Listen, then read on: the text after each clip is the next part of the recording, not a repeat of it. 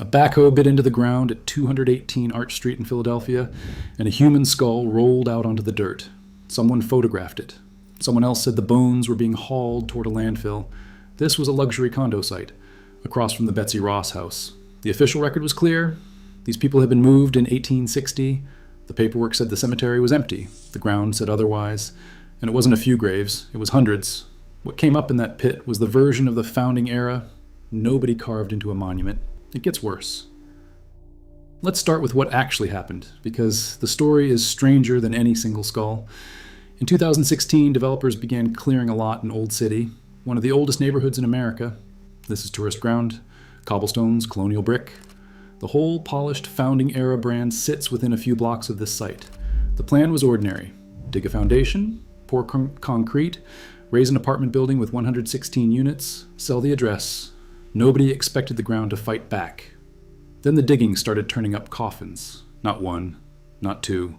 Coffins with long bones still inside them, skulls in the back dirt, wood collapsing into soil that had held it for 2.5 centuries. A worker eventually leaked a photograph of a skull lying in the open. Word spread that remains had been going into a dumpster. And the developer did technically do something. They alerted city departments. They made calls. Here's the part that should stop you cold. The calls went nowhere. One agency said it wasn't their jurisdiction. Another said the same. The site was private property. The bodies were old, but not old enough to trigger the protections reserved for Native American graves. There was no clear law forcing anyone to stop. So the honest answer to who is in charge of these hundreds of dead people turned out to be nobody. And while the agencies passed the problem back and forth like a hot coal, construction kept moving. Let that sink in. The bones were coming up, and the machines did not stop. So who were these people? To understand why the ground was full, you have to go back to a church that thought it had already cleaned up after itself. The First Baptist Church of Philadelphia was founded in 1698. That's 16 years after William Penn laid out the city. This is not a footnote congregation. It's one of the oldest churches in one of the oldest American cities. And starting around 1707, it buried its dead on the 200 block of Arch Street. Baptists, their pastors, their families. For roughly 150 years, that patch of ground took in the dead of a growing city. Then the city grew up around it, and the cemetery became an embarrassment. By the mid-1800s, the burial ground had degraded into something closer to a neighborhood dump. So in 1860, the church moved. New building, new location, and officially, the cemetery moved too.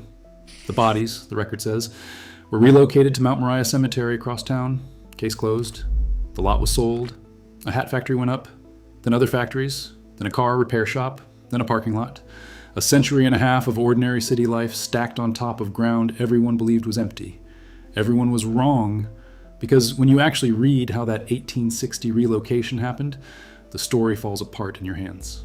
The Philadelphia Board of Health reportedly gave the church only about 3 months to clear the ground. 3 months. To exhume, identify, and move what historical records suggest could have been thousands of burials. That is not a relocation. That is a deadline nobody could possibly meet. What likely happened is what happens when institutions run out of time and money. They moved the graves that were easy, the marked ones, the ones near the surface, and they left the rest exactly where they were. The move was real on paper. In the soil, it was mostly fiction. And there's a detail that tells you everything. In 1884, the church erected a tall obelisk carved with the names of its dead pastors. A monument, a statement of remembrance. And researchers looking at it later admitted something uncomfortable. They don't actually know if any of those pastors are buried under it. The stone says one thing, the ground may say another. The monument and the bodies had already come apart, more than a century before the backhoe arrived. So, in 2016, the record still said empty. The record was lying, and almost nobody was checking. Into that vacuum walked a forensic scientist named Kimberly Moran. Moran teaches at Rutgers University Camden, and had spent years working in the United Kingdom, where construction crews hit historic human remains often enough that there are actual procedures for it. She read a news article about the Philadelphia bones and thought, more or less, 1 box of bones, I can handle that. A teaching project, something for her students. She reached out. She and her colleague Anna Doty, a forensic anthropologist tied to the Mutter Museum, offered to help. And they were, in Moran's own telling, politely brushed aside. Think about that. 2 qualified specialists volunteer to properly recover a colonial cemetery that is being chewed up by a foundation dig, and the initial answer is a polite no thanks. Moran was eventually handed a single box holding around 113 bones. That was supposed to be the whole thing. It was not the whole thing. It was the edge of a mass grave the city had built a parking lot on. What finally changed the situation wasn't a scientist or an agency, it was a court. Philadelphia's Orphans Court, which handles the affairs of the dead, stepped in. Archaeologists from the engineering firm AECOM were brought on to excavate what remained. And the people who actually did the frantic freezing salvage work in early 2017 were largely volunteers and students, hauling human remains out of the mud before the construction schedule swallowed them. That's the first crack. A cemetery that was never really moved, a record nobody questioned, and a system where no one was responsible until a judge forced the issue. Now here's the thing about a crack. You start looking for others, because Philadelphia, as Moran would later put it, is a city of cemeteries. And this was not the last time the ground would talk back. Let's talk about who was actually in that ground, because this is where the title stops being clickbait and starts being an argument. When you picture the founding era, you picture a specific cast. Powdered wigs, signers, great men in oil paintings. The First Baptist burial ground held none of those famous faces. What it held was something more honest and frankly more important. The church had a policy. Members were buried at one price. Everyone else, the people the congregation called strangers, were buried at another. It was bluntly a revenue stream. And the result was accidental and extraordinary. That ground didn't fill up with just Baptists. It filled up with a cross-section of the entire early city, rich and poor, young and old, congregants and outsiders, the people who ran the shops and hauled the goods and nursed the sick and dug the graves, the city's actual population, not its highlight reel. The final tally from the court report counted the remains of 407 individuals. Moran's team put their total closer to 500 people recovered. And here is the number that should make you uneasy. Historical records suggest at least 3,000 were buried there. Moran has estimated that somewhere in the range of 600 to 800 additional burials may have been destroyed outright during the construction before proper excavation began. That figure is her estimate, not a certainty, but sit with it anyway. Hundreds of people reduced to fill in the 21st century in the historic heart of the country. Now, what can a skeleton actually tell you? More than a monument ever will. Start with the animal bones mixed into the site. Mutton, lamb, chicken, goose. That's not decoration, that's a menu. That's what people were eating, sealed into the ground alongside them, a record of ordinary meals in a colonial city. You don't get that from a portrait, you get it from garbage and graves. Then the human remains themselves. Teeth are little time capsules. The chemistry locked into a tooth as it forms can hint at what a person ate and where they may have come from. And on those teeth, researchers found dental calculus, hardened plaque, which traps something astonishing, microscopic evidence of the mouth's bacteria. Doty has worked on that plaque to study the microbiome of these people, both the ordinary bacteria of a colonial mouth and the pathogens riding alongside them. The diseases these people carried were still there, fossilized in the grime on their teeth. And it got stranger. The team found a few mummified brains, tissue that should have vanished centuries ago, somehow preserved. Researchers even explored whether fat chemistry in that tissue could help pin down when these people died. Bone, teeth, tissue, biomarkers tied to disease and immune response, even hints researchers hoped might speak to conditions like Alzheimer's. This wasn't a pile of anonymous relics. It was a colonial city's medical and biological archive, and it had been sitting under a car repair shop. The tooth outlived the person, the plaque outlived the meal, the disease outlived the diagnosis. And there's a young man named Israel Morris, 25 years old, named in the records. And after all the science, all the testing, researchers still could not say what killed him. A specific person, a specific age, a specific grave, and the cause of his death stays a blank. That's the human weight of this. These weren't data points. They were people whose stories were nearly erased twice, and even the rescue couldn't recover everything. Now, push on the demographics, because this is where the founding myth really starts to strain. Burial records suggest that among the dead were individuals of African descent, roughly 15, named in the documentation. And here's the uncomfortable knot. Researchers struggled to physically match remains to those names. The people the historical record cared least about were, predictably, the hardest to identify in the ground. The erasure wasn't only physical, it was baked into who got recorded carefully and who didn't. Think about what that means. The sanitized story of the American founding is often told as a northern city of freedom and a southern problem of slavery. But the ground under Arch Street was quietly holding free and enslaved black Philadelphians in the same cemetery as everyone else. In the cradle of Liberty City, in the founding era, the bones didn't confirm the tidy version, they complicated it. And if that happened here, in one church's forgotten cemetery, what are the odds it happened only here? It didn't, not even close. Travel south to Baltimore. In 2018, another story broke that should sound eerily familiar. Laurel Cemetery, a historic 19th century African-American burial ground, turned out to still hold remains under a shopping mall parking lot. People had been parking their cars for decades on the graves of the dead. The bodies were supposed to be gone. They weren't. Same shape, same lie. A relocation that left the actual people behind, and a city that simply built over them and moved on. Maryland's response is telling. The state passed legislation requiring landowners to consult with historical authorities before disturbing burial sites more than 50 years old. Read that carefully. They had to pass a law to make the obvious mandatory, which means before that, it wasn't. The default was, build first, discover the dead later, argue about it after the concrete is poured. 1 buried cemetery is an accident, 2 is a pattern. And then there's the case that makes Philadelphia and Baltimore look small, the one they could not quietly bulldoze. In 1991, in Lower Manhattan, crews broke ground for a federal office building at 290 Broadway. About 30 feet down, they hit graves, and not a handful. This was the African burial ground, one of the earliest and largest known cemeteries of free and enslaved Africans in North America.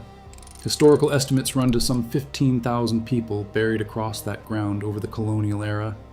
The excavation recovered the remains of more than 400 individuals, along with hundreds of artifacts. Now watch what the institution did with it. The Federal General Services Administration, which controlled the project, kept removing burials as the dig continued. The building was the priority. The dead were an obstacle to manage. And this is the crucial difference between this site and Arch Street. The descendant community found out, and they refused to let it slide. There were protests, there was public pressure, there were demands for the science to be done with dignity instead of speed. A new lead scientist, bioarchaeologist Michael Blakey, took over the research and rebuilt it around respect for those ancestors instead of just clearing them out of the way. It worked. The construction plan was forced to change. The remains were studied seriously, then reinterred with ceremony in 2003. Today, it's a national monument. There are speeches, there's a memorial.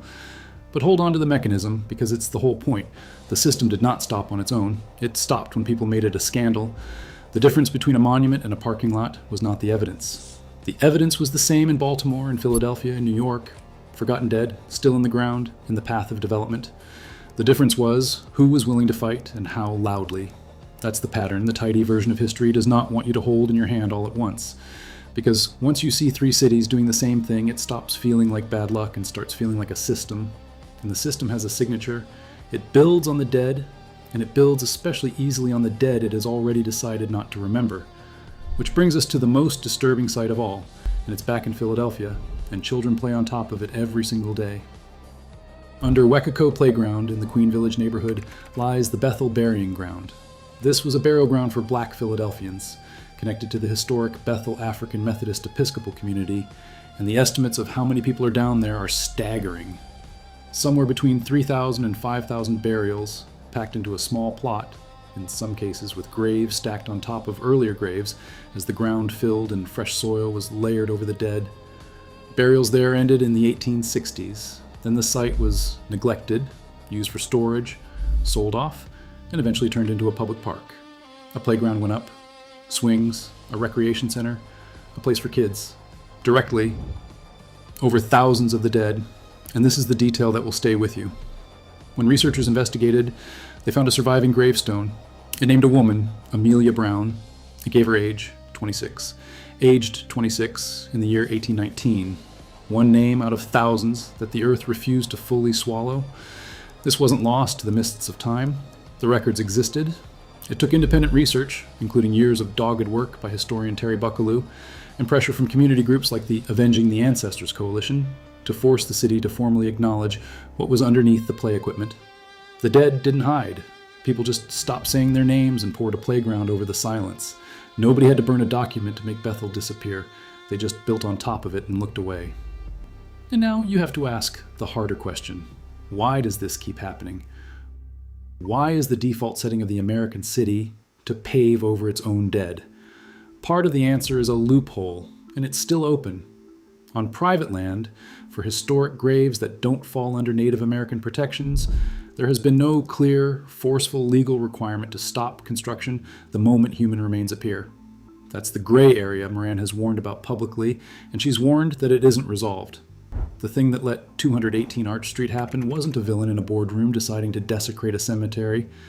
It was something more ordinary and, honestly, more dangerous.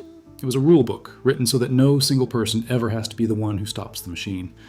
You don't need a conspiracy when the rules are built to look away, and after the fact, the response tells you how the system really works. The Philadelphia Archaeological Forum, part of the effort that took the Arch Street developers to court, built a database of the city's historic burial grounds, a map of where the dead might be, which is genuinely useful. But notice the timing. The map came after the skull rolled out of the backhoe, after hundreds of graves were disturbed.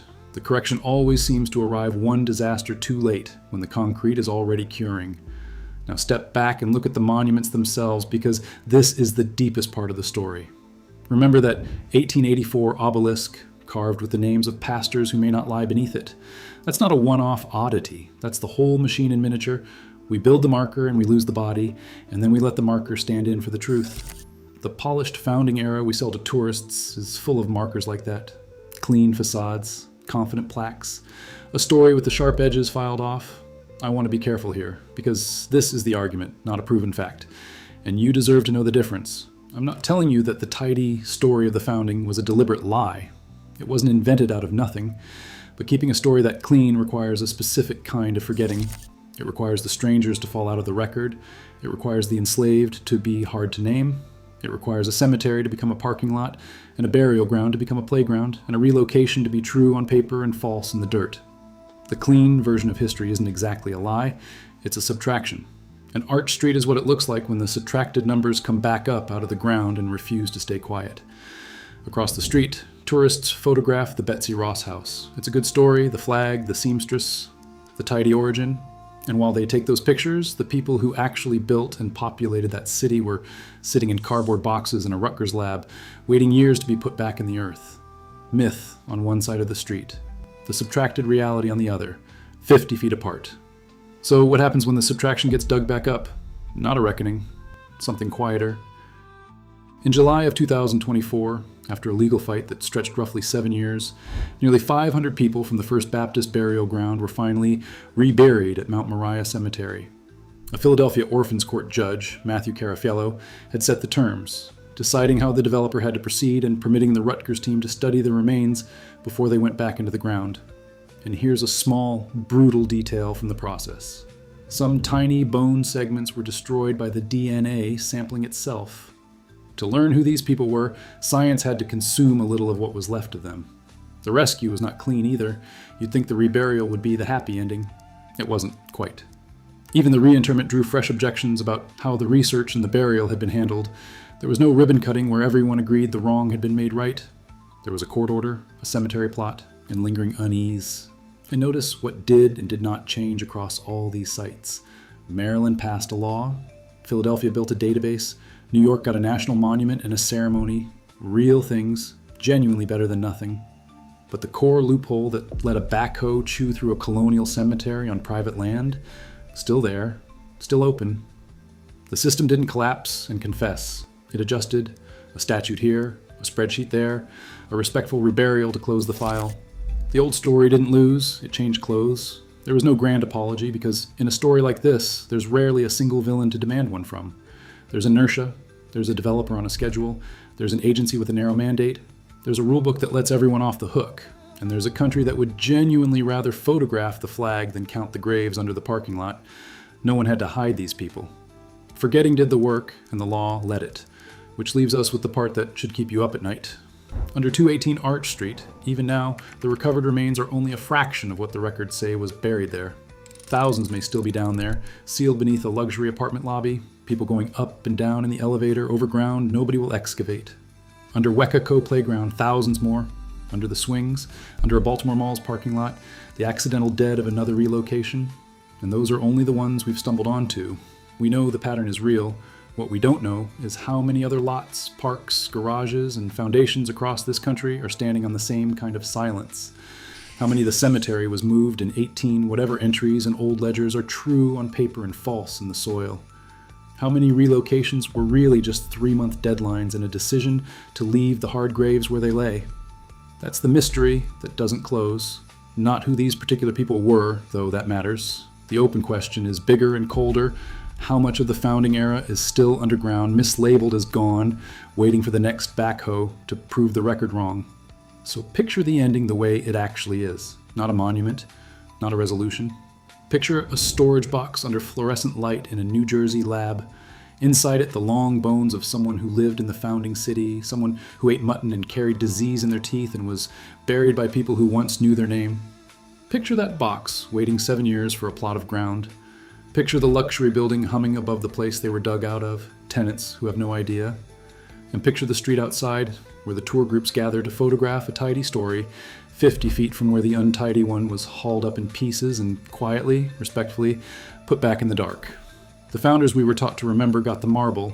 The founders who actually built the city got a backhoe, a court case, and a box. And the ground everyone assumed was empty. The ground was never empty.